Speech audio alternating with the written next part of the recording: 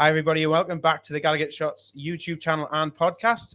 It's Daryl here this evening, joined by Marc Corby from True Faith, who's kindly come over to say we're on loan tonight. How are you doing, Marc? You all right? Very well, thanks for the invite. Good to be here. Great. And our very special guest in an exclusive podcast for us on this channel, it's the one and only John Anderson, former Newcastle United fullback and defender, and BBC Newcastle co-commentator. John? How are you doing? Daryl, Marc, you well? Very well. Good. Very well. Right then. So we're going to go through, it's 40 years to the month of recording this since John signed for the club, and he doesn't like us mentioning it because it just makes him feel a bit old. It makes me feel very old. Yeah. But yeah, so we're going to have a bit of a celebration of that and talk about John's career playing for Newcastle. We'll start a little bit before that, and we'll go through his career playing for Newcastle, and then we'll finish up talking about your retirement and then how you broke into the media and doing all of your commentary stuff with the BBC that you've been doing pretty much for what, 30 years now? Long time, yeah. So, yeah. That makes you feel before you were born. Oh no, I was alive by then. I was alive by that point. But yeah, so like I say, we've got Marc in because Marc's just an oracle, really. I can't put any better than that. I've got to sing your praises. I'll take that as a compliment. Yes. I'm getting old and all, you know. But no, we had to get Marc in for this, given his expertise. So let's crack on, eh? So, John, you started with youth football. Mm-hmm. Tell me a bit about that. Basically, I suppose back then, like all kids, you just got out and kicked the ball. You didn't have the gizmos and the gadgets the electrical stuff that they've got now. So the only thing to do was get out and get some fresh air, kick the ball about, played school football, went to a club called Stella Maris, and from there it just escalated really. Ended up going to West Brom, but had been to Coventry, Manchester United, Wolves, West Ham, on trial during the summer holidays, as a lot of kids did back then. But Johnny Giles was manager of West Brom, and he took three of us from the same club, and we signed apprentice contracts there. 1975, I think it was. Got £4 a week. Got your digs paid for, got your food, got your travel paid for. And the second year, you got a pay rise and you got a £5 a week. You still got your digs and travel and food and everything paid for. And then at the end of it, I was the only one of the three of us that was offered a professional contract, and went in to sign the contract. It just shows how football has changed. And it was a blank contract. There was nothing on it. Wow. Just said, do you want to sign it? Yes or no? And there was no such thing as agents looking after young players and that back then. So he signed it. And when I signed it and they put everything in, by the time I paid tax, paid for me food, me digs, me bus, travel and that, I ended up being £1 a week worse off than I was when I was an apprentice. Just going a step back to Stella Maris. So that was your youth football. Yeah. What was it like? Was it very far to travel to go and play for Stella Maris? No. I mean, we just jumped on the bus. We trained every Tuesday night, jumped on the bus, went training. Dad picked us up on his way back from work. We played on a Sunday morning, sometimes Saturday afternoons. So, yeah, it was all pretty straightforward. It was got an Ireland school by cap, under 15s, played for Ireland youths, kicked them at 15 years of age, basically, under 21 and on full level. So I was very, very lucky in that sense. But yeah, look, it was a totally different game back then, Daryl, Marc, because you just wanted to play, and I played for Stella under 11s, under 12s, but I'd play for the older groups played on a Saturday, the younger groups played on a Sunday morning, and I'd play older group football on a Saturday afternoon and play on a Sunday morning, and sometimes play on a Sunday afternoon as well. So that's just the way it was back then. it wasn't so much that they didn't look after players. It was just a totally different mentality, and boys back then just wanted to play. Yeah.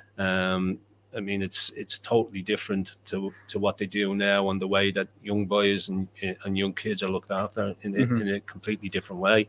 And you mentioned there, obviously before signing for West Brom, you had your trials at the different clubs, and a lot of things going on.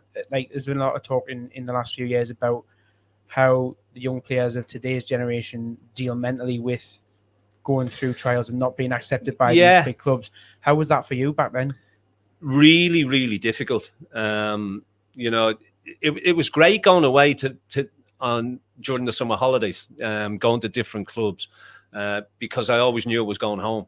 After a week, I always knew I was getting back on the plane and I was going home, and I'd see my mum and my dad and be out with me pals and one thing and another. But then when it came to actually leaving, I was 15 years of age, went to West Brom, and the world was a totally different place back then. I mean, weekends, Saturdays were great because you played your games at youth level. You played on a Sunday morning, or a Saturday morning, I should say. You went and watched the first team in the afternoon. You cleaned the dressing rooms. You cleaned the stands. That was all part of your growing up and your education, so forth into the game. But Sundays was the longest day in the world because there was nothing open. Back then, there was nothing actually open. You know, you couldn't even go to pictures because they weren't open. And it was just the longest day in the world. And I suffered desperately with homesickness for a lot of years. In fact, I still get homesick now when I go home and then I come back. Yeah. You know, and I've been here nearly the best part of 50 years. Yeah. But that, I suppose it's something that never ever leaves you, you know. But it was really, really tough back then. And again, you know, spoke earlier about kids nowadays, and they've got all these electrical gadgets, and they've got everything that you could ever want. There was nothing like that back then. I mean, when I came to England, my mum and dad didn't have a phone in the house, you know, so they had to go somewhere else to ring me or for me to ring them. You know, that's, you know, people say, oh, you're living in the dark ages. But that's true. That's the truth. That's the truth of it. And that's the way it was. You know, and when I was at West Brom, I was fortunate that as an apprentice, they paid for us to go home every 6 weeks for a long weekend. So you'd play on a Saturday, fly home, you come back Tuesday evening. There was quite a few times that I didn't come back on a Tuesday. I have to say. It was a little bit longer than that, but you know, and it got to the stage where you either had to battle through homesickness or just say, I'm just going to go home. Yeah, you know. So, and that's how it was. And you had a few years at West Brom, and looking at the stats there, you didn't make a first team appearance. Did you ever make the bench at all during your time? I was involved in squads, but never made the bench. I did hold the envious record, and I don't know if it's still there, of having played the most ever reserve team games without making a first team appearance.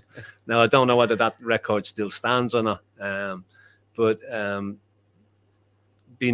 was involved with the first team, trained with the first team, but never made the bench, never played a competitive game, played friendlies and one thing and another, went on tours, but never played an actual league game for West Brom. So interest, John, you made obviously hundreds of appearances for Newcastle in so many positions.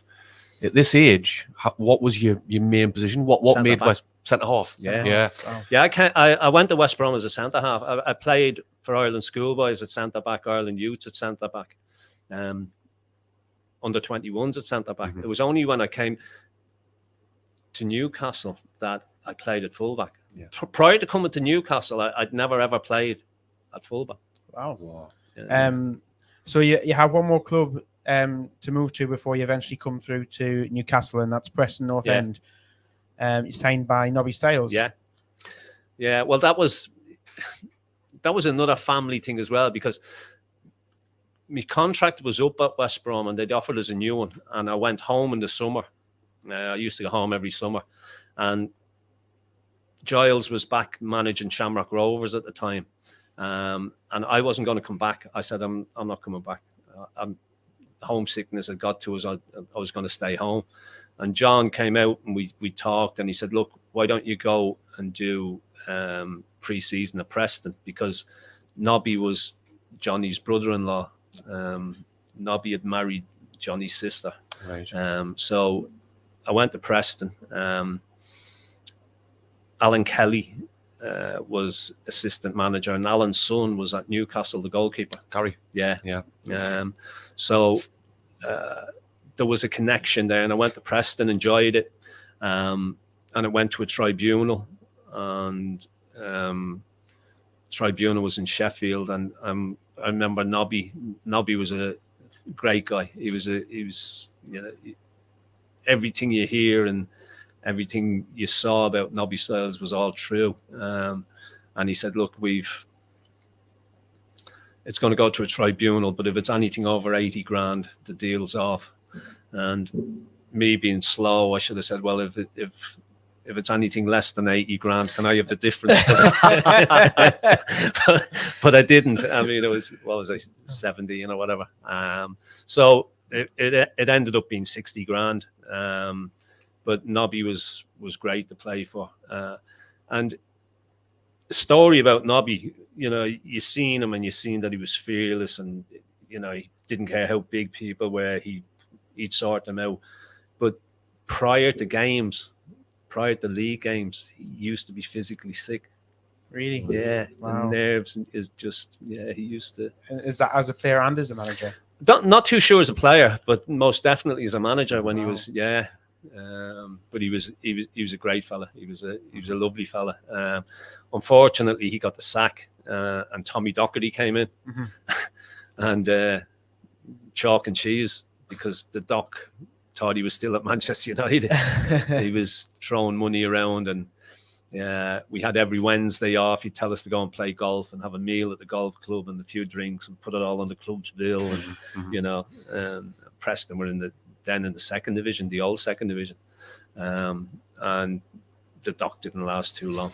No, he didn't last too long. And then somebody that the majority of, well, especially the older generation Newcastle fans will know as manager Gordon Lee came in.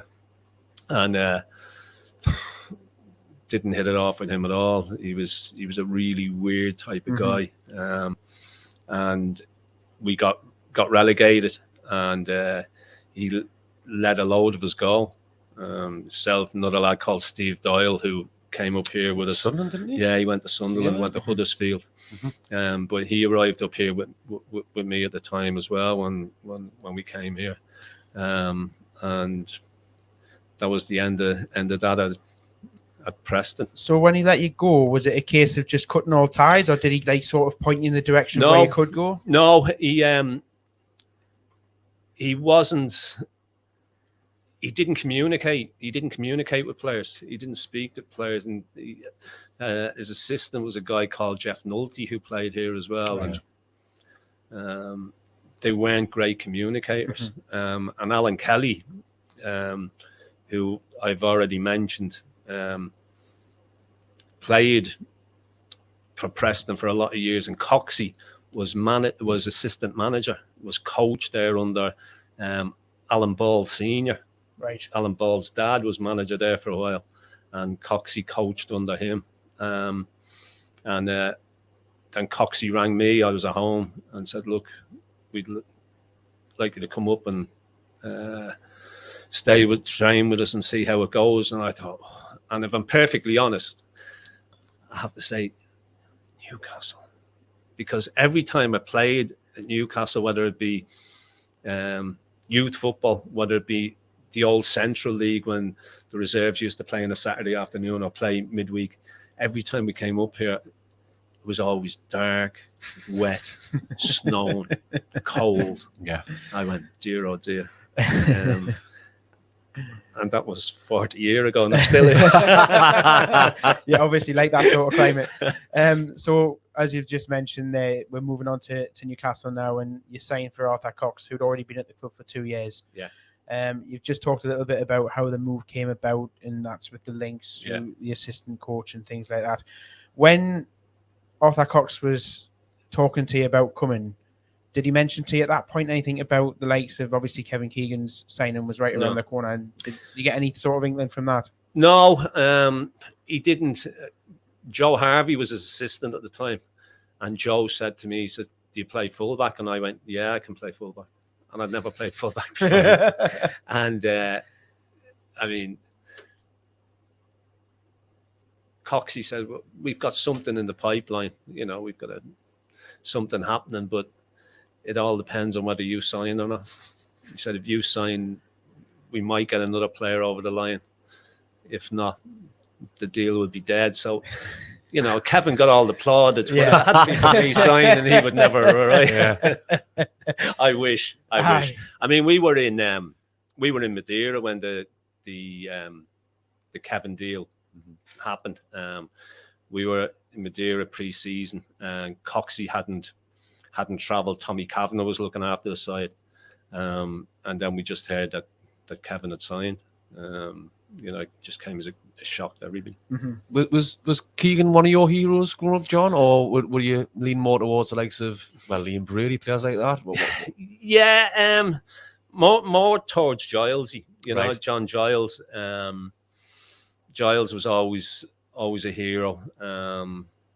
You know, the first ever game I seen in England, we came over as kids to play games, and we ended up going to Anfield and watched Liverpool Leeds, and they were two top sides back in the early 70s. And unfortunately, Gilesy was injured; he didn't play.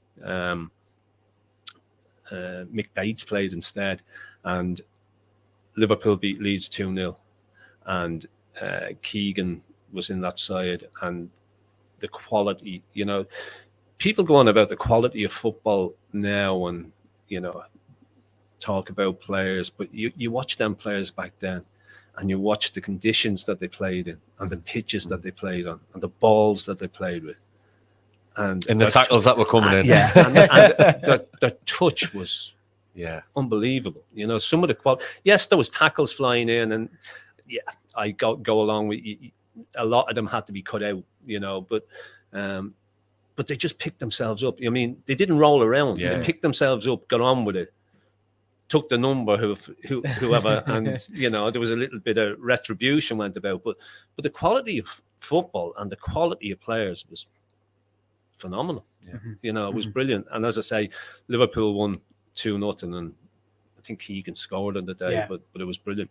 So when you arrive at the club, and you're thrust into this brand new environment, and who amongst that squad did you sort of like buddy up, or who was like Kenny, looking after you? Bonesy. Yeah. Kenny. There was a lot of local lads in the side at the time. I mean, obviously Carsey was in goal. Wes Saunders was here. Kenny, as I mentioned. Waddler. You know, Was Peter Cartwright still? Peter Cartwright was still here. Yeah, Carty was here. There was just a lot of local lads. Bruce Steve Halliday. Corney, of course. Stevie, poor Stevie, Lord of mercy on him, Bruce Halliday, Fishcake, Peter Haddock. You know, all just young boys.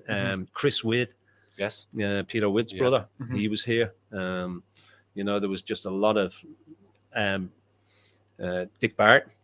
Dave Barton was here as well. You know, so there was a lot of young local lads, and obviously, you know, I think Kevin coming, it was just changed the whole complexion of everything, really. Yeah, it's sort of like a big moment of like a revolution sort of thing at that time for the club, considering. And like you've just mentioned there's a big cluster of local lads, and then you've got the likes of your Kevins and your Terry Macks as well. Yeah, because what happened was, I mean, during that summer, Davy Mack came in as well. Jeff Clark, Craigsy came back. You know, so there was an influx of players, and it. If I'm perfectly honest, the first season that Kevin was here was a little bit daunting, a little bit overwhelming, really, for a lot of younger boys, because Kevin had done everything that he'd done in the game. He'd won everything. He'd gone to Germany, taken that by the scruff of the neck. Was brilliant out there. And lads, young boys, just weren't too sure how to take him. So it took basically a season, you know. And Terry coming back. Terry was brilliant. Terry was a great player. You know, even though he was past his best, he was still real quality. And you just weren't too sure how to act around these boys, you know.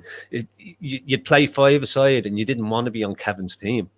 You know, you wanted to be playing again. And obviously, you know, I think the first season he was here, I think we finished 8th. But it was all, you know, it was all a little bit too much. I mean, and Wadler was only a young boy at the time, and then Peter arrived then as well, you know. So there was a lot of the changing of the guard. A lot of the younger local lads went, and there was a change really. And obviously the second season we got promoted. And, you know, it was brilliant. It was great, wasn't it? And you know, that culminated with the promotion, and then all of a sudden we're finding that Coxey's disappeared. Yeah, and you know, I suppose you could say it was a typical Newcastle United scenario.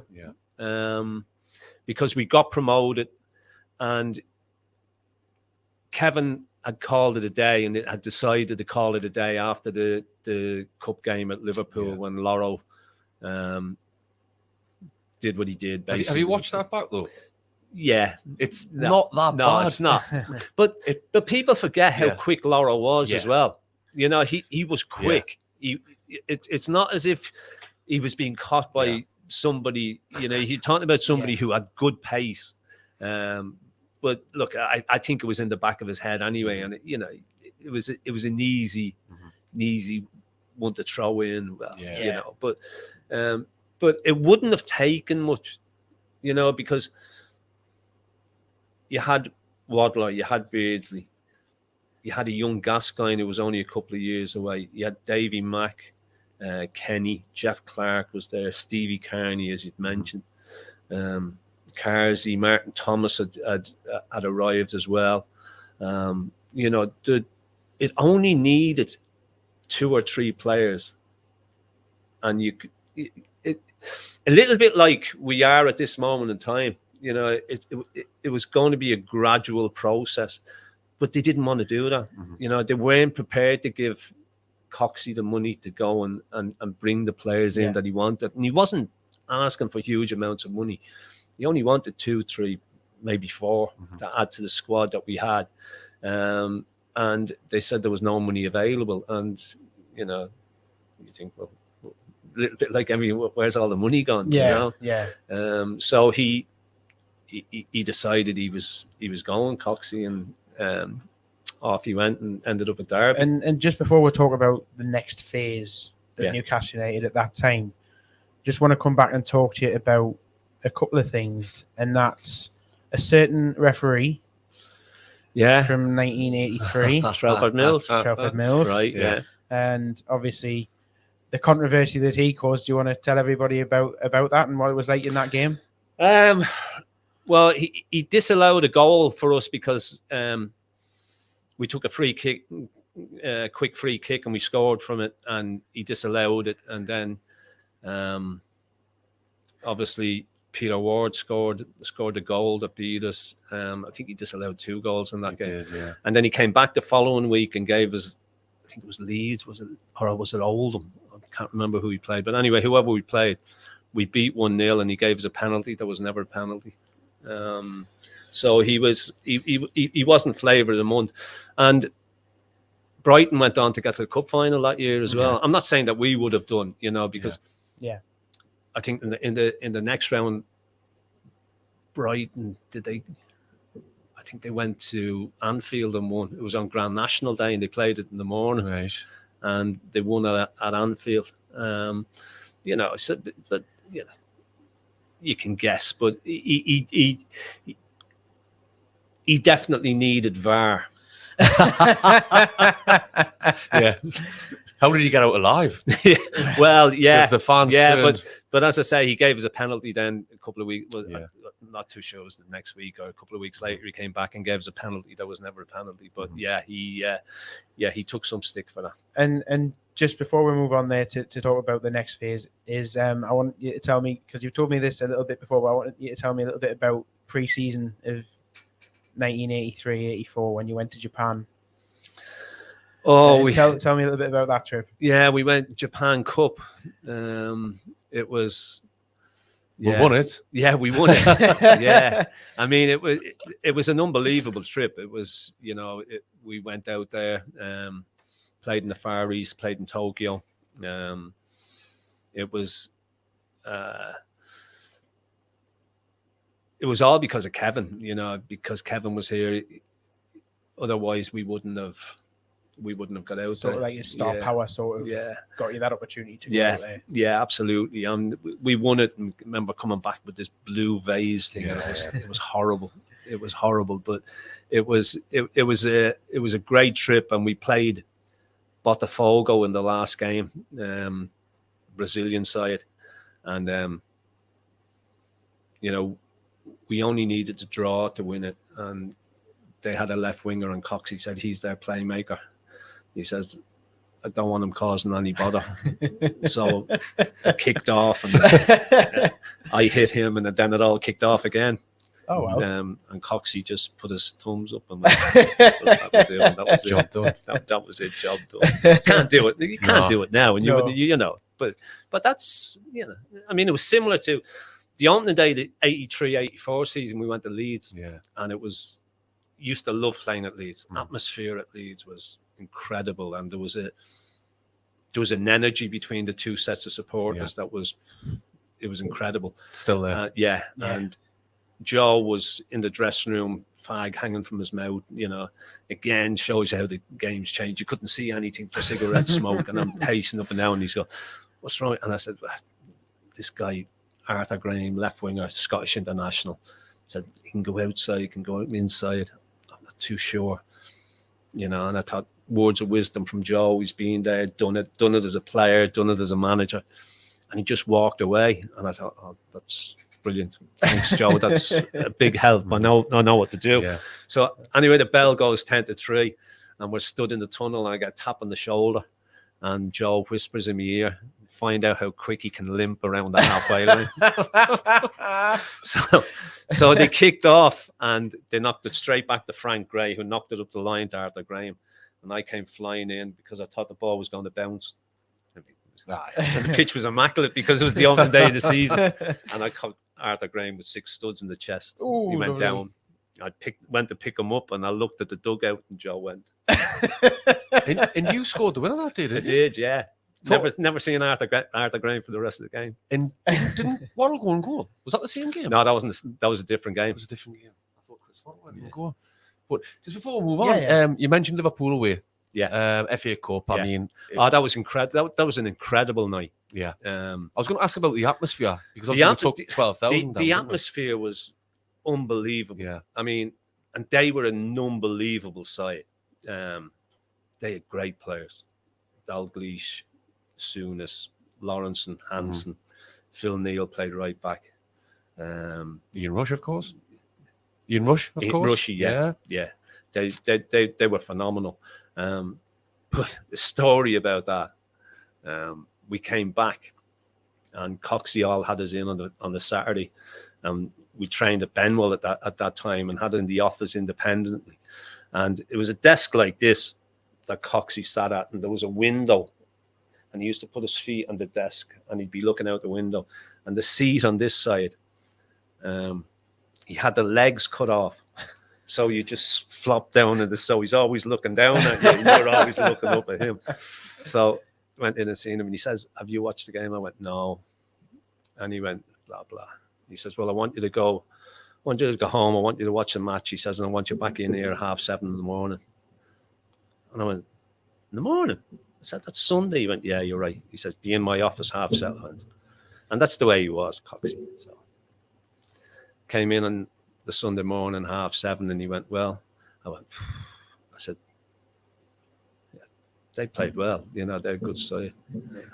He says, how do you think we played? And I said, when we had, you know, little bits and pieces. And he went, and he kept looking out the window, and he kept saying, shook his head, and he went, you know what it is? He says, I've watched this game half a dozen times. And he said, we were that bad that you were our best player. Now get out of my office. Wow. But that was, I think in the time, I loved Coxie, but I don't think he ever paid us a compliment. Never, like other players, there were certain players he'd put his arm around and go, well played. Even when you played well, he'd never say it, you know.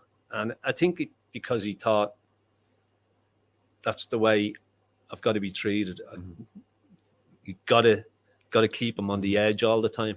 You know, I don't want him to get comfortable. And, you know, I used to go home and I used to punch the wall and say, I'm going to pin him up one day, you know. And that's because that's what they did. I mean, he'd pin you up against the wall, you know, and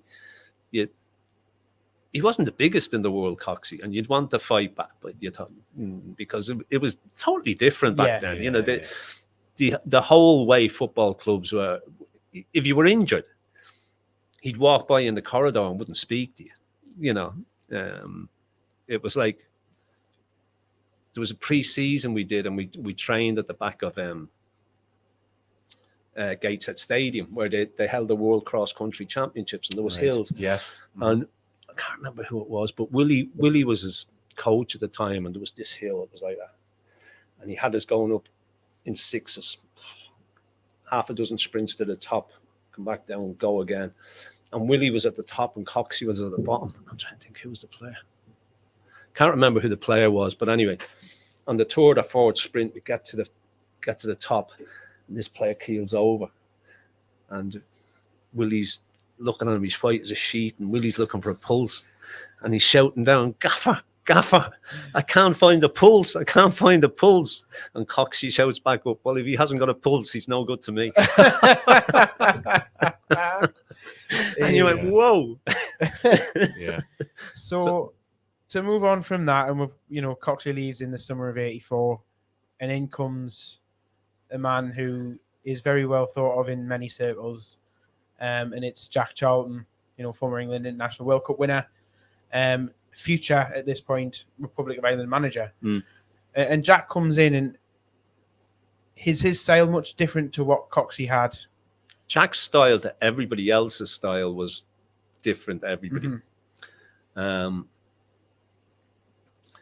Jack's philosophy was, as long as the ball's in the opposition half, it's not going to do any damage to you. Jack didn't like tippy-tappy football. And we remember the first day he was there, the first thing he did was play a practice match against the reserves. And after 10 minutes, he stopped it, and he said, watch the videos last year. He says, we play like that. We just got promoted, remember. He says, play like that. He says, you get relegated. He says, we're changing it all. He says, we're going long. We're going in over fullbacks. We're going to chase in. We're going to press high. I don't want fullbacks knocking little balls inside to midfield players. First one that does that, he says, I'll have you off. He says, centre halves, basically said the centre halves can't play. He says, you're there to head it, you're there to kick it. You're there to kick other people. Don't try and play. You can't play. And, that was his philosophy. And it wasn't great, because the year we got promoted, we scored, I don't know how many goals we scored, but Kevin, Peter, Wadler scored a mountain load of goals, and we created chances. And yes, we gave goals away, but, and Jack went, no, everything's going long. We're going to press in. We're going to squeeze. And it didn't go down well. Yeah, it didn't go down well. But he had his philosophy, and he never changed. Wherever he was, he never changed. And he took the same philosophy into when he got the Ireland job.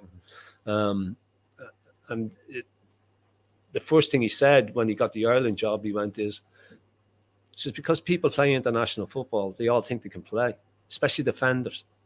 He says, if you watch international football, he says, they'd get the ball off the keeper and they dawdle to halfway before they get closed down. He says, we're not going to do that. He says, we're going to get in behind them. They're going to go and get the ball. And as soon as they turn, the first thing they're going to see is 2 or 3 green shirts. You're going to frighten the life out of them. Lads didn't buy into it at first, but then all of a sudden they seen the success that it had. And you got to remember that the players he had as well, you know, top players, you know, really, really good players playing for Arsenal, playing for Liverpool, who were top sides at the time. And they seen the success that it was getting and bought into it. But I mean, it didn't go down well here. And Jack being Jack, and the way that he was, you don't want me, I'm not staying. It's as simple as that. Yeah. You know, he was a couple of interesting results during that time as well, isn't there? There's a few high-scoring games. Oh yeah, well, QPR is an example. Yeah, well, QPR was a classic because we were 4 up at half time, and he came in. He went, "Everybody sit down," and lads are buzzing, and he went, "I'm not happy." He said, "I'm not happy." He says, "I'm still don't feel this is." You're 4-0 up. I think they'd only conceded. In all the time they'd been playing on that plastic pitch, I think they'd only conceded 2 goals. Right. And all of a sudden, they're 4 down at half time. Wadler on the day was absolutely brilliant. He was phenomenal. Different class. And we ended up drawing 5-5. And if it had gone on 2 minutes longer, we'd have got beat. Yeah. It was one of them games, and he kicked the wall at the dugout over. And he came in and he disappeared into the toilet. And you could hear him waffling away to himself. And we went, "Oh, here we go. Dear, oh dear." And when he came back in, everybody just started laughing because he obviously wasn't watching what he was doing. And he peed all over the leg of his trousers. Oh, God. Oh, and, man. you know, he's having a right going. I was like, "Oh, dear." But, yeah, he was a law unto himself. You know, he was a great fella. Because he treated everybody the same, told you what he wanted, and just was playing about it. This is what I want you to do. Yeah. If you don't do this, you won't play. You know, that was basically it. If you do what I want you to do, you'll be all right. You try and do something that's foreign, he said, you won't play. Yeah. I'll have you off. So everybody knew what was expected, and everybody knew what he wanted from them. You know, so he was what he was, but he was a great fella. He was, you know, no airs and graces, just never forgot where he came from. Yeah. You know, he was just a real down there. Do you think the loss of Chris Waddle had any sort of effect on the team as a whole at that point? You see, my belief, and going back to what I said earlier, when Kevin left and Coxey wanted to bring 2 or 3 in, that would have been a gradual process because there was only the one window then. And that was in the summer, the one transfer window. So you get 2 or 3, maybe 4 in then, and then you get another couple in the next year. And then you've got a Gascoigne coming through. You know, all of a sudden you've got a Waddle, you've got a Beardsley, you've got a Gascoigne. You've added a little bit more quality. Hindsight, I suppose, is a wonderful thing, and you never know what could have happened. But the people in charge never gave that opportunity for that to happen because they weren't prepared to spend the money and bring quality players, because you waited so long to get back into the old First Division that you just thought, well, do you want to stay there? Do you want to progress? You know, there's a big opportunity there. You know, you've seen the crowds that we got that season. You know, you've seen how many thousand was locked out against Manchester City, against Carlisle here over the Easter. You know, you're thinking the potential here it's always been there. I mean, people talk about it now, but even back then, that potential was there. You know, in Manchester City, there was 8,000-10,000 locked out. Yeah, you know, there was unthinkable these days, isn't it? And you think, and people are thinking, oh well, it's only happening now, but it wasn't. It was back then as well. So again, they didn't have the foresight to see this club could be absolutely massive. Yeah. We had the third largest average attendance in the country that season. Yeah, that's promotion. Right. Yeah. Second division football. Yeah. Quick one on Chris Waddle, if I may. Obviously, there's rumours that perhaps his head was turned when he got eventually capped by England. Was there any thought of that in the dressing room? No. Waddler was, and still is, a great fella. Yeah. Great lad. The Jack situation, I think, had a lot to do with it as well, because him and Peter didn't want to play that type of football. I suppose they weren't really built for that kind of football, were they? Really? No, not really. Not really. And their build. I mean, this is a personal opinion. I don't think Chris Waddle ever got the credit that he's deserved here. You know, Peter got an awful lot, and rightly so. You know, Peter is brilliant, absolutely brilliant. But Chris Waddle was a phenomenal player, and he never got the credit that he deserved, because he was brilliant here. I mean, we went to Marseille when Drogba did us, and Waddle was out there doing Radio 5. I think I've never seen people idolise anybody. Never bought a drink all night. Oh, Waddell! Oh, they loved him. They thought he was absolutely phenomenal. You know, and I mean, they had Papan and those boys at the time, and it was still Waddle they loved. But as I say, I just don't think he ever really got the credit that he's deserved here. And we'll move on from Jack then as we go into 1985, the season 85-86, and Willie McFall comes in. And I remember, Mark, you were telling me in the build-up to this, was there an element of player power to get McFall the job at that point? No, not necessarily. No. I think it was forced upon him, really, wasn't it? Because it was so close to the start of the season. Yeah, I mean, they basically gave him it on an interim. Yes. Take that job on it. And because that season went well, I think we finished 8th. And there was a great spirit. There was a great togetherness in that dressing room. You know, you look at the players, Kenny, Waddler, you know, Clarkey, Jeff Clark, real good lads. Gaza was breaking through then as well. And you thought, you know, there's a great bond here, great team spirit. And we had a really, really good season. You know, we finished 8th in the old First Division. But then it all went pear-shaped because of what happened in the summer. This was going to be my point.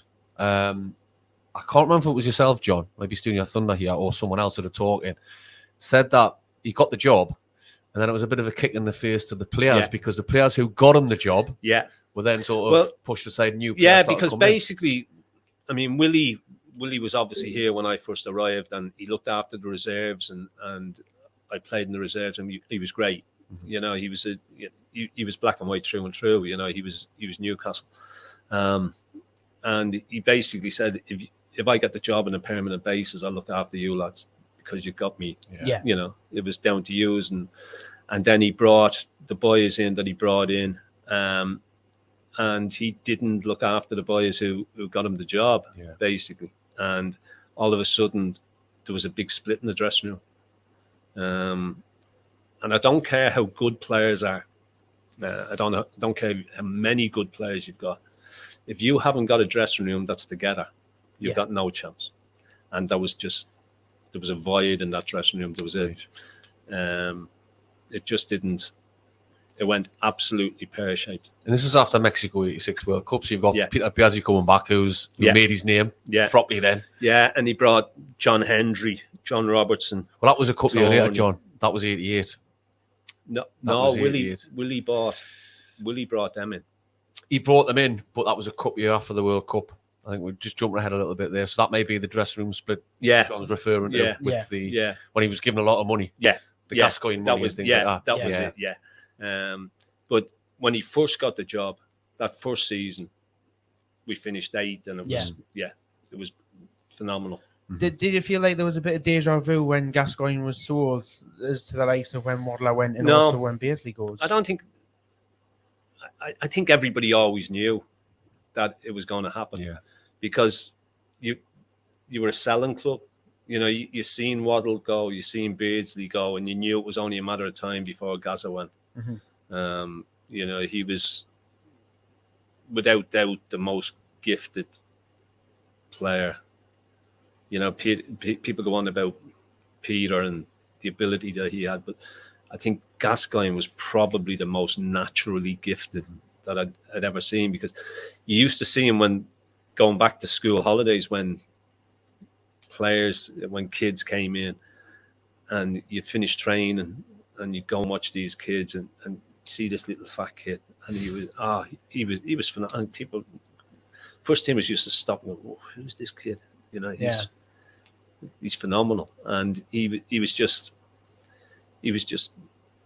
mesmeric. He was brilliant. Yeah. I honestly think if he hadn't have picked that injury up in the cup semi-final against Forest, he'd have gone on to be the best player in the world. Yeah. I honestly think that he was brilliant. Mm-hmm. He was brilliant, and a great kid with it as well. You know, if Gaza couldn't do you good turn, he wouldn't do you a bad one. Yeah, mad as a box of frogs. Mad as a box of frogs. But if you took that away from him, you take a lot of his character away. Mm-hmm. But he was phenomenal. There's also during that time where we're saying a Brazilian, and we've become a bit accustomed to Brazilians now.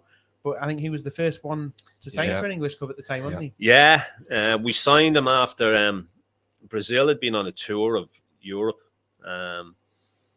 Played England, played Scotland, played us in Dublin, and we beat them 1-0. Chippy scored, Liam Brady scored, and this ball broke between me and this Brazilian, and it was 70-30 in his favour, and he stopped and I kept going, and I caught him ball and everything, and he did this huge he did a Lua somersault and landed flat on his back.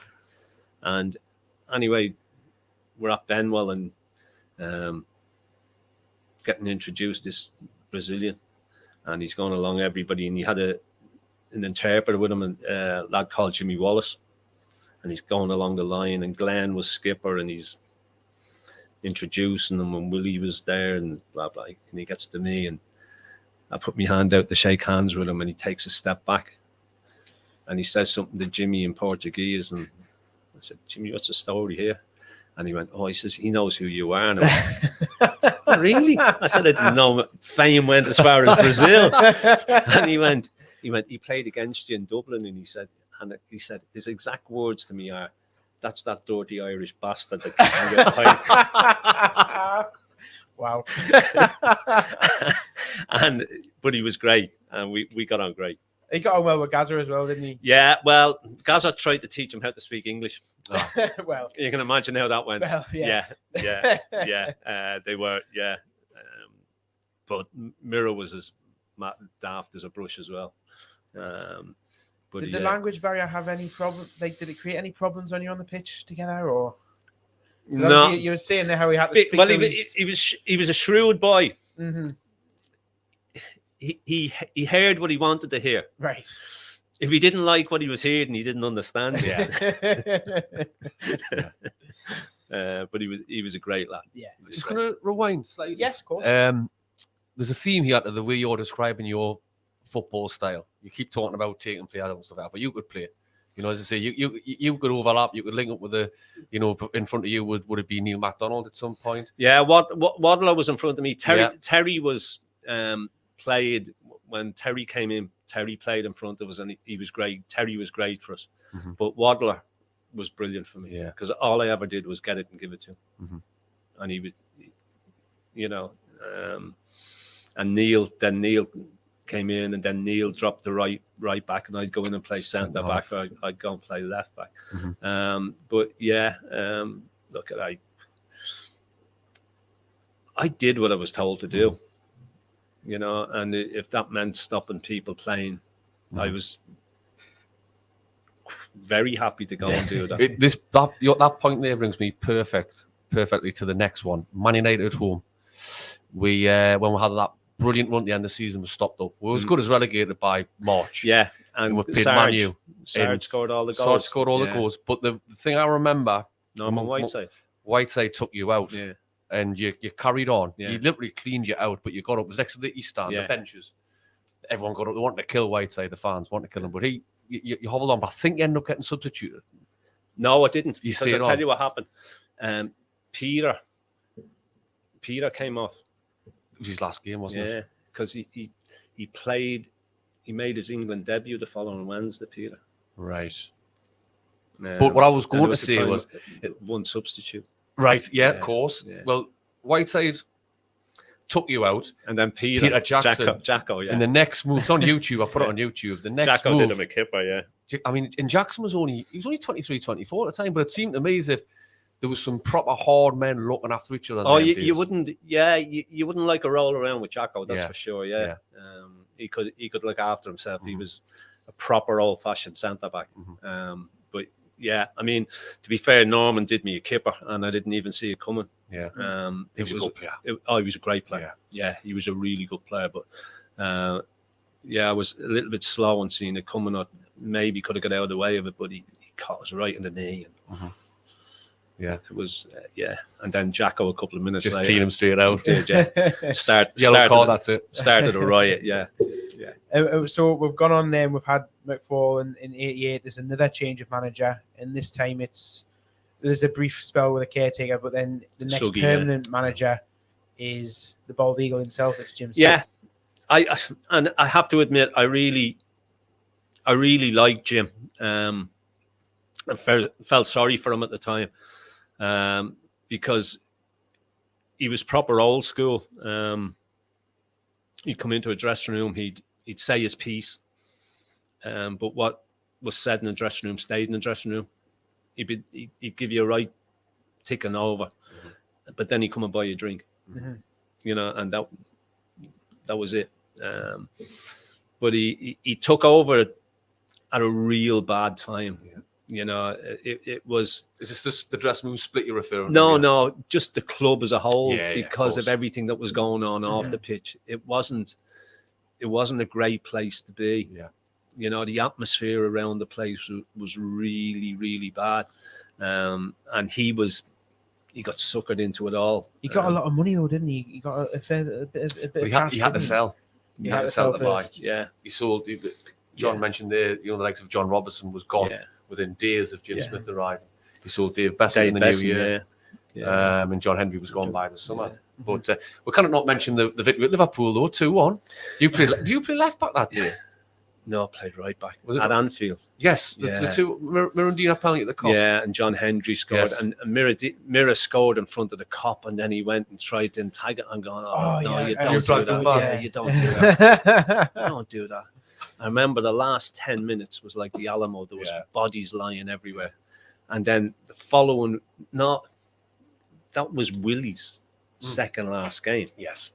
Because the following week we came back here and played Coventry and got beat 3-0. Yeah, that was it. We went to Anfield. And the thing I remember about that trip to Anfield was that there was loads of directors on the bus, which never happened before. And you thought, there's something off here. And they expected us to go to Anfield and get beaten, and then they'd sack Willie. And we went to Anfield and won. And then got battered the following week by Norwich. But how we won at Anfield, I do not know. It's still thought of now as because no one won at Anfield back then. No one. No, but it was the chances they had. I mean, they missed chance. They absolutely battered us. Hendry scored a good goal. To be fair, it was a good goal. And then it was the big centre back took Mira out. I think I can't remember who it was, but. Then Mira put it away and then went to the Kop and I go, no, don't do that. No, you don't want to be doing things like that. Well, I know you like a little bit. There's a bit of Raj element about you, John. She was saying you did, but for you to drag Mirandina back from the Cops of there were certain places you went and did it, but Anfield wasn't one of them. The atmosphere at Anfield back in the day. I mean, for me, again, being old school, people go on about the atmosphere at St James's and whatnot, but I got back to that promotion season, and even though there was only 36,000, the noise there was no roof on either end, and the noise was unbelievable compared to what it. And I'm not saying that the atmosphere at St James's isn't great. It is. It is. It's different. But it was just whoa, and it was whoa. It made the hair stand, and it You got like, butterflies in your feel the belly. You buzz and the feel that, electricity, yeah. and there was a little bit of anger about it. And I just think nowadays it's all nicey. And I don't mean that to be. You understand what I mean? Of course. It's nicey. Don't swear when you're singing. It's like when I go back to Leeds. You used to go to Leeds and you knew what it was like. Oh, you had to stand up and you had to get through it. And, you know, where it's well. So, you know, we've just talked about Jim Smith having to try and raise funds before he could bring players in. Yeah. How much did he try and sell you for? Oh, I tried. As much as I liked Jim, we had, I don't know how many arguments we had. We had so many falling out. We went, was it Budapest? We went pre-season. We went to Bristol on a training camp, and then we went to Budapest, I think, and I fell out with him, and he wouldn't even let us train with him. Right. So I was walking around Budapest on my own. Did you find an Irish bar? No. I'll tell you, Biffer, you know Biffer? Yes, and I ran into him and a few other, and he went, "What are you doing?" I went, "I've fallen out with Jim and just walking around the gardens of the hotel." But Biffer will tell you about that, yeah. So we played a couple of games out there and came back, and there was a pre-season reserve game against Prudhoe Town, and it was on a Wednesday night, and I played. He didn't tell us, just coach just went, "You're playing." I went, "All right." So I went and played, and then I got taken off 15 minutes from time, and I wasn't happy with that. I just thought you're trying to stitch us up here, trying to show us up. And then we played on the Saturday, and he had us in the first team. Where it came from, I do not know. But yeah, one of the falling outs was he rang us at home, and Gaffer's on the phone, you know, and and he went, says, "We've agreed a fee. We've given you permission to go and speak to this side." I went, "All right." I went, "Who was it?" And he went, "Sunderland." I went, brilliant, great. And I'd been at Newcastle 8 years, so I went and spoke to Dennis Smith, and he said, "I want you to play centre back. I want you to play alongside Gary Bennett." I went, "All right." And thought about it, and I thought, "No, I can't do this. This just doesn't feel right." You know, money was more, deal was better, but it just didn't feel right. And I think once you've been here and done it, it's difficult. Yeah. Well, I thought it was anyway. Yeah. So I came back anyway. And it was before they put the top tier on the main stand, on the Milburn stand, and you're walking up the steps to the main reception. And I'm just walking up the steps, and who comes out of main reception with Jim? And he's at the top and I'm at the bottom. And he's giving it, you know what it is? He says, "You've never been an ounce of bother to me." He says, "You've trained well, you've done everything I want, blah, blah, blah," all the goof that they give you. And it's been a pleasure walking with you. I wish you all the best. And he's walking that way and I'm walking up. And as he got to the bottom and I got to the top, I turned around and said, "Oh, by the way, Gaffer," I said, "I've decided I'm not going, I'm staying." And he went, "You Irish bastard." He went, You'll never play for me again. Well, it turns out that you would play for him again. I did, yeah. So did you do anything? Was there anything that sort of like running round to picking you again, or? No, because I think, as he said, you know, I was never any bother. If I was out of the team, I was out of the team. But I went and trained and did things exactly the same. But he also signed some players who just weren't as good as you, John. Let's be honest. We can name them off. I can name them off for you. I know you want. Well, I mean, he brought Brocky in. He brought Wayne Faraday in. He brought Ray Ranson. Kenny Sanson. Yeah. I mean, Kenny, I remember one game we ran out, Kenny went, "What's going on here? We got booed on. We were only going out for the warm-up." And Kenny went, "I can't stay here. He said, I've got to get out of here. He said, you can't play football in these conditions. And I went, it's the way it is. You either get on with it, or, you know. But yeah, I mean, Jim I loved him as a fella. You know, even though we fell out and we had our disagreements, I had an awful lot of respect for him. I remember going to Derby when I'd finished and went and seen him. He says, come in. He says, have a cup of tea. And I said to him, how are you finding it now? He went, he says, you've got no idea. He says, you've got no idea. Because Jim was one, the veins used to stand up in his head. Back of it, and he went red, and he'd pin you up, and he'd pick teapots up, and he'd throw them around the dressing room, and he'd throw them at people. And he went, he says, you know what it is? He said, I had a player. He said, he had a nightmare. He said, and I gave him a right ticking off after, because he didn't track back, and I gave him a right ticking off after the game on Saturday. He says, and first thing Monday morning, his agent was on the phone saying that it upset his player, and his player was upset because he shouted at him. I went, shouted? I said, you didn't pin him up or anything, did you? But he said that's the way the game's gone. Know, you've mentioned there he's way of having a bit of a temper. That did you ever in the dressing room? Did you ever try and wind him up on purpose just to get a reaction out of him? No, you didn't do that with Jim. I mean, his first game was Wimbledon at home. Yes. And John Hendry scored again. And he brought Bobby Saxton in with him as his assistant. And we came in at half time.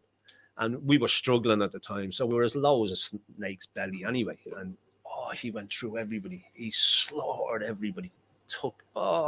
Unbelievable. And then he went to Bobby. Bobby, do you want to say something? And Bobby went through everybody. And he was going, And as we're walking, the bell goes, and we're walking out for the start of the second half, and Jim went, Bobby, he says, I slaughtered them. He says, you're supposed to pick them back up. He says, what are they going to be like? But Bobby was as bad. The two of them, there was no good cop, bad cop. It was bad cop, worse cop. But I felt sorry for Jim here. He had another relegation in there as well, didn't he? It wasn't. To be fair, it wasn't his fault really. Damage was done, wasn't it?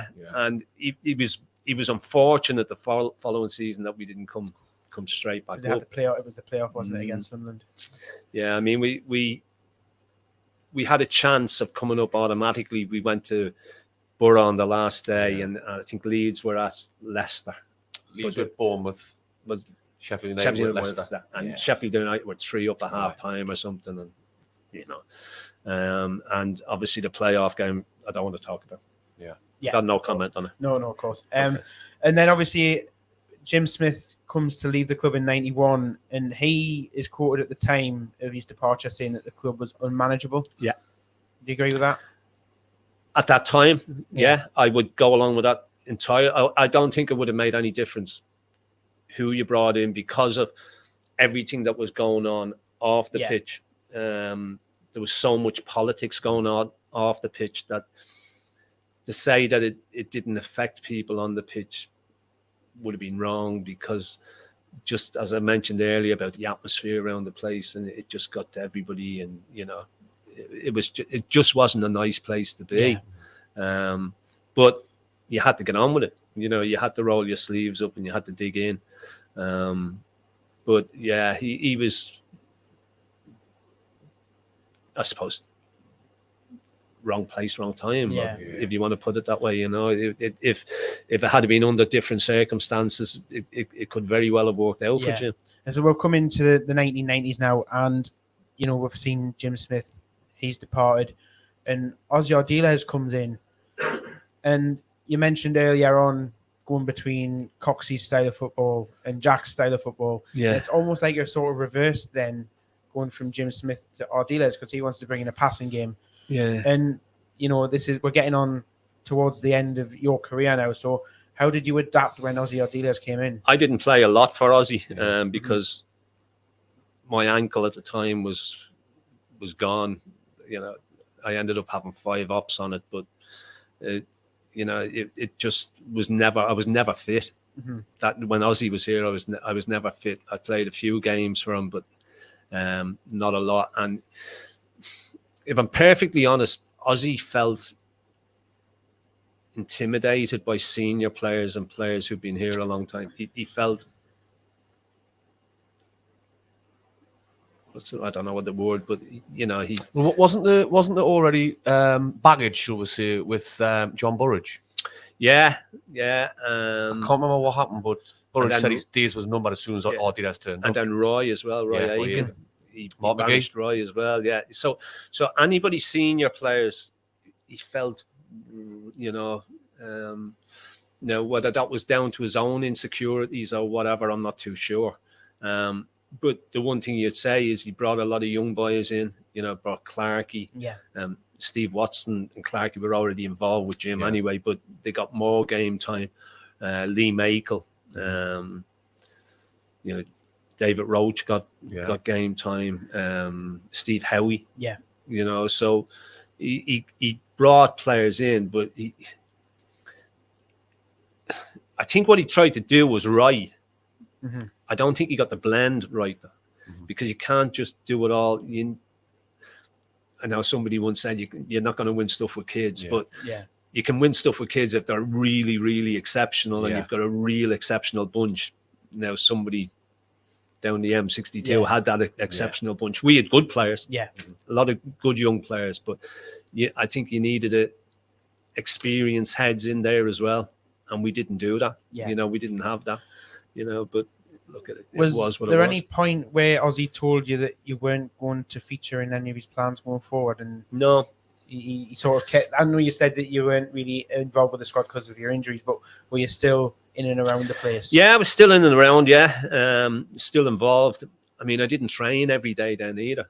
You know, I'd train on a Monday, my ankle would blow up, and I'd rest for a couple of days, and you know, just trying to get through games, and they just couldn't find exploratory ops, couldn't find why it was doing what it was doing. I mean, obviously sports science wasn't what it was, of course, what it is now, you know. So but it was, I mean, he wasn't, you know, it wasn't that he didn't speak or he didn't, you know, it just that I was never fit. Yeah. And then obviously we get to February of 92 and Ozzy departs. Yeah. And it's a real strange one, this, because I was in the RVI having me last up. And I remember coming around and said, just had the weirdest dream. And he went, huh?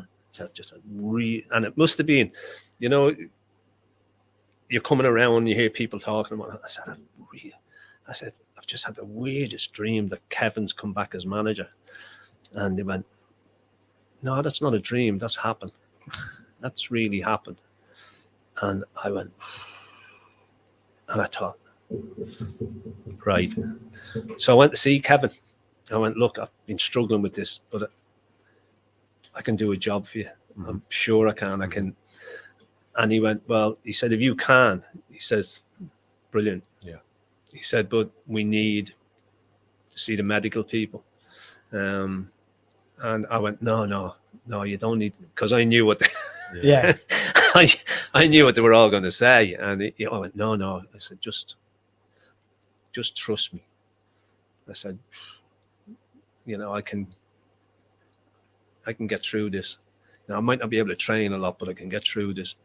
And he went, no, he says, we have to go. And they went, he said, he can't get through. He said, if he ends up doing what he's doing, he said he'll end up crippled. You know, he's not going to be able to, he won't be able to walk.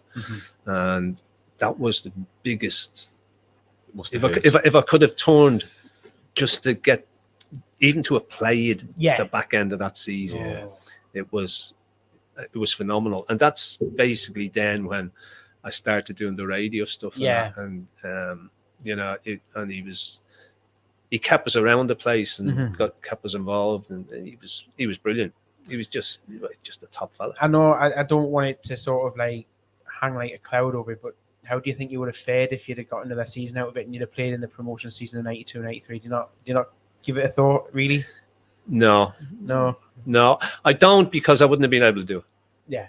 I know it was hope more than anything, and it was a dream more than anything. But I think in me heart to heart, I knew I wouldn't have been able to. I wouldn't have been able to cope. You still got to live it though. You got to live it. I still got to still had to try. Yeah. Still had to try. But I knew deep down I wouldn't have been able to. And if he had said yeah, it would have been unfair of me on him, on the club to try and because it was never going to be. Was the testimonial already in place, John? Because your testimonial was it the last week of the season, if I remember rightly? Yeah. With Pete Pompey. No, was it February or March? It was. I thought it was later than that for some reason. Because I was shocked at the side that got put out for Newcastle, considering we're in a relegation battle on the verge of Division 3 football. And Keegan put a full-strength team out. No disrespect to you. Yeah, I know. I mean, he was great. He was as good as gold. Yeah. But you wouldn't expect anything less. He was just a great fella. It was the All-Stars, wasn't it? Ando was All-Stars. Yeah, Wadler was at Marseille, and he brought Basil Bowley over. Gaza came up. It was just after, and he was going to play, but they wouldn't let him play. So it was great. Yeah, it was great. It was a good night. Proud moment. Yeah, absolutely. Yeah. I mean, because to be perfectly honest, when I first arrived here in '82, I thought I got a 12-month contract to begin with, and I thought, see where I go after 12 months. Didn't expect to be. And it just to get 10 years was, beyond your wildest dreams, and to still be here 40 years later is, brilliant. I mean, it's an amazing feat, really, when you consider, you got a 10-year playing career and then 30 years following the club in the media, and the amount of ups and downs, and it's almost a few of the scenarios that you've seen. We're talking there earlier about boardroom unrest and things going on and things not happening, what should happen, etc. So you've sort of lived it as a player, and then you sort of had it repeat a couple of times since then on the media side of things. It's been an amazing 40 years in total when you think about it. I mean, people say it, but it's a different football club than any other football club. People are totally consumed by the football club. It's a religion, and I got back to when Coxey wanted that money and we were getting 36,000, and it could have been done back then because, as I say, the crowds that were locked out that promotion season, you couldn't get tickets for love nor money for an awful lot of them games, and you could see the potential then, and that was me being an outsider, not being born and bred, but you thought, dear, oh dear, there's an opportunity here. If these people just seen it, just grabbed it, it could have happened so much sooner. But I suppose it was poetic justice, I suppose, that it happened the way that it did with Kevin coming back as manager. And, I think the one thing that the club did that they'd never done before was go and get Kevin the players that he wanted. Yeah. Gave him the money to go and get the players that he wanted, and look, I think the people that are in now will do exactly the same. But for me, it was never ever going to happen overnight. It was it's a gradual process. It's a little bit. You've got to crawl before you can walk, and people have just got to be patient with it. And I think it's. Again, because the game has evolved so much, I think it's back then it was easier to get top players because all you had to do was go, that's what we're prepared to give you. Now, the majority of these boys are all multimillionaires, and the top boys want to be playing Champions League football. Yeah. They want to be guaranteed that they're going to be winning stuff.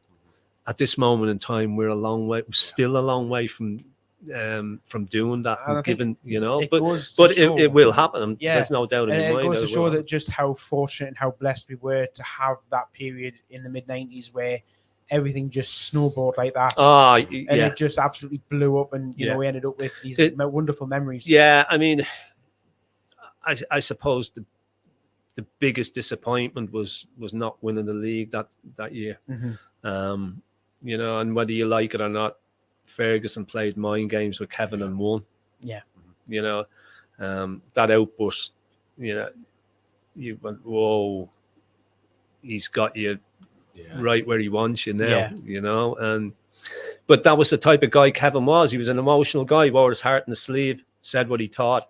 But, you know, you can look back. Of course, we can all look back. But the football that was played and the quality was brilliant.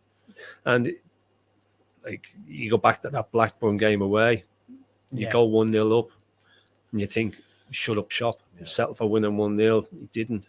Fenton scores twice, and you think, if we'd have won that game, it could have been an awful lot different. But it wasn't his style. Yeah, you know, it wasn't his style. As we begin to wind down for this particular episode, I just want to slightly rewind, and I want to talk about when you've just finished and you have a go at management.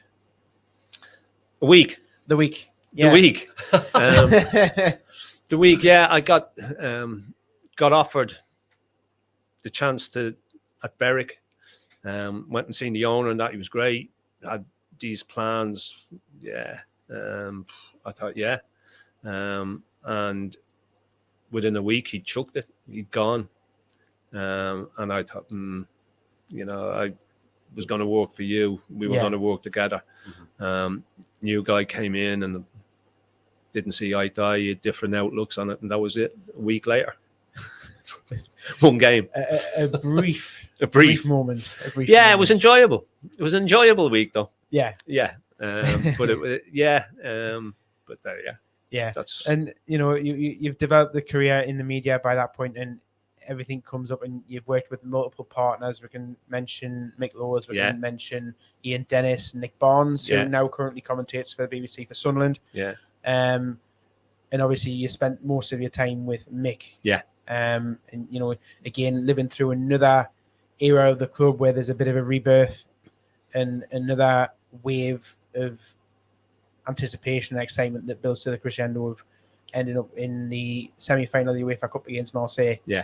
And then again, Sir Bobby leaves us in the summer of 2004, and then there's another sort of period of steady decline.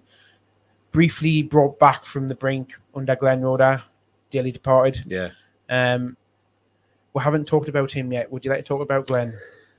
I mean, Glenn came in, Coxey, another master stroke bringing him in. Kevin was skipper, but Glenn was a leader, you know. And it always amazes me about people wearing armbands and who's got the armband. But I think we were fortunate in that side that you had so many leaders. You know, Kevin was skipper, but you had Terry, you had Davy Mack, Kenny. You know, Kenny shouted and bawled, and Glenn organised, great organizer, great outlook on the game. You know, he was a quality player, you know, but a great fella. I've been fortunate, really, you know, the majority of the players that you played with were all real good people, you know, and Glenn fell into that category. And when he came back here, when he was given the task of doing what he had to do, the job that he did was phenomenal, you know, and he was just great. He was a real, very, very knowledgeable. You know, I think that's the one thing you've got to say about a lot of these people, that the knowledge, really knowledgeable. And a lot of them were old school. And a lot of them knew that they had to change and that they couldn't treat players, and that a lot of players need their egos stroked and one thing and another compared to when they played. And that's something that had to be done. But they adapted, you know. And it was really, really sad, you know, at such a young age. Obviously, he had the tumour a few years earlier, and you thought that he got through it, but you know, he was a lovely fella, lovely fella, and obviously got the armband. Then became skipper when Kevin left. and he certainly got what we were about as well. He was one of those, you say that, and I totally agree. But I think, I'm not saying everybody that comes here does, but I think quite a few people who come and play for this football club, buy into it and get it, and get the people, and get the support and know what it's about. Not all, that most definitely not all, but quite a large amount do. Yeah, they know what it's all about. Yeah, and as we now draw to a close here, I just want to quickly go through. So we've had Glenn, and then there's a change of ownership, and we'll see Sam Allardyce come in, and fast forward a year or two, and there's a relegation, which really shouldn't have happened given the quality of that squad. But it was a multitude of different things happened in that season, and again, it was no fault of our own because we just weren't good enough over the 38 games. Yeah, well, a little bit deja vu, really, compared to what we were talking about earlier about split dressing rooms, and if you haven't got a togetherness in that dressing room, and I made the point earlier, it doesn't matter how good the players are individually. Yeah, you could have 11 world beaters, but if you're not, if one section's pulling one way, one section's pulling the other, and you're not all in it together, and you're not prepared to roll your sleeves up, you've got a problem. And that's exactly what happened. It was similar when, as I say, when we got relegated, because there was a divide, there was a split in that dressing room, and you could see, you could see there was a split. You could see they weren't all in it together. There was divides here. And unless you've got everybody in it together and prepared to roll the sleeves up and dig in and do it for each other.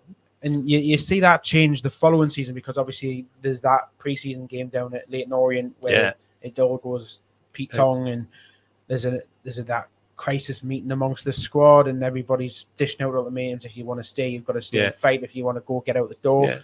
So it sort of comes together then, and it's enough to get through that season and get straight back into the Premier League. And again, like we mentioned, it's another case of deja vu, because we then spend the next 5 years going through, and we did have some really good times in those because we had a European run after a couple of years, but it's overcast by this massive black cloud of the club not being invested in properly. There's a lack of investment in certain areas, a mantra from the ownership to try and run it more like a business than a football club, and we all know that the business of football is a unique thing and is very special in its own right.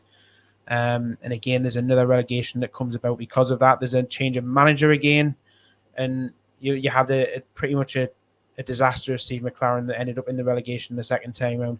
Then you've got Rafa Benitez who comes in, and it turns into a game of politics between him and the ownership. Yeah. And it takes us all the way through to the back end of last year and last October, when we finally saw Mike Ashley sell the club and the new ownership come in. And again, another case of deja vu. It's like some sort of mad cycle where this club just rinses and repeats certain things. But we've got to hope, and we've seen the signs of it so far, that with the new ownership, that they're in it for the long haul, and that the way they're going about their business, this is something that we shouldn't have to go through a rinse and repeat scenario again. Well, you would hope not. I mean, you would hope that lessons have been learned over the last 40 years. Well, I'll let you say it, not me. I don't want to do that again. Because, as you say, there's parallel lines. There's so many parallel lines. Now, you would hope that the owners that we've got at the moment, very, very wealthy. I mean, yes, they've got fingers in an awful lot of pies.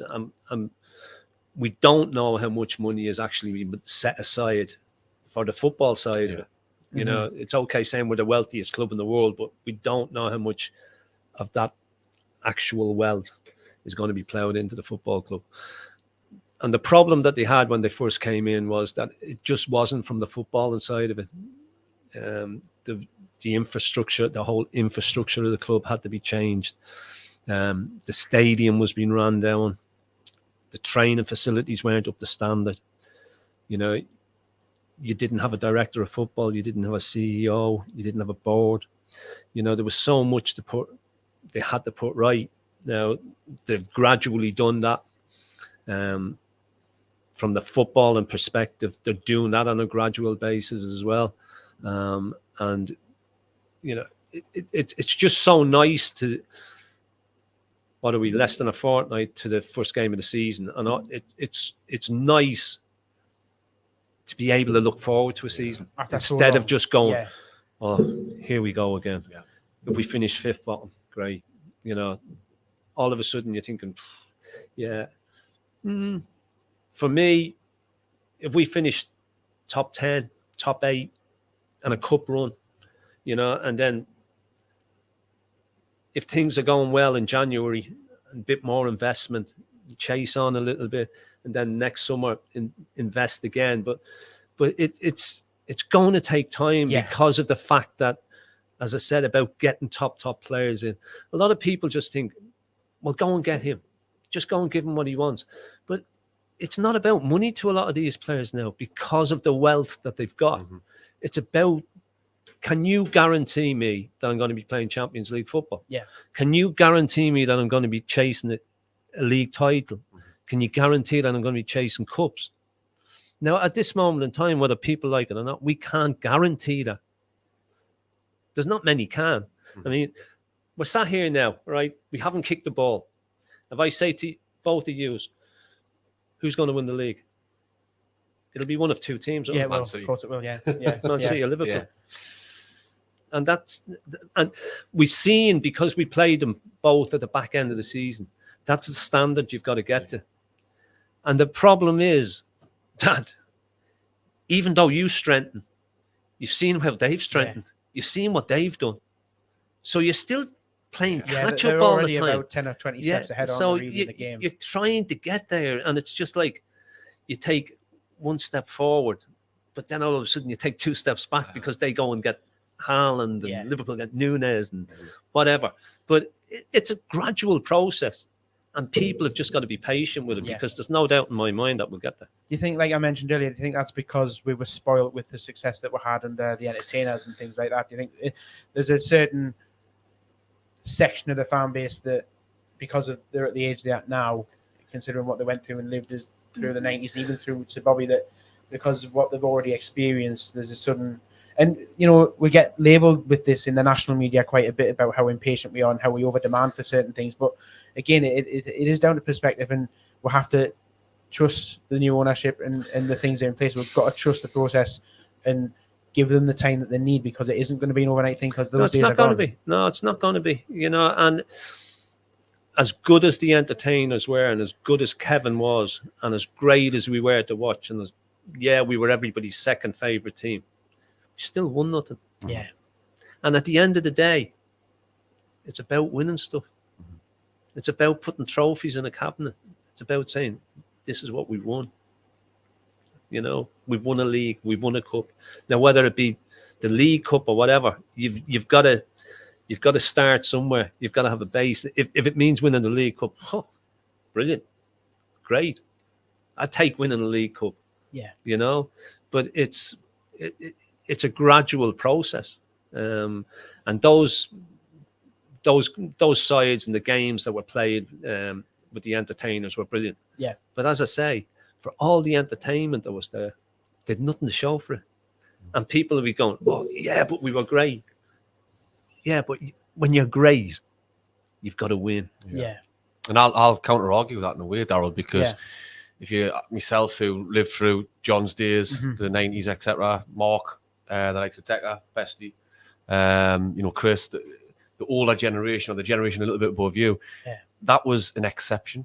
Mm-hmm. So I think, in reality, everything now is just a bonus. Yeah, it is. If the last season to stop up was a huge bonus. The way we did it was just incredible. Yeah. But now there is that expectation there. But as an older guy in my 40s, there's certainly, I don't expect anything overnight. And as I say, if as John said, top 8 will be dancing from the rooftops. Yeah. Oh yeah.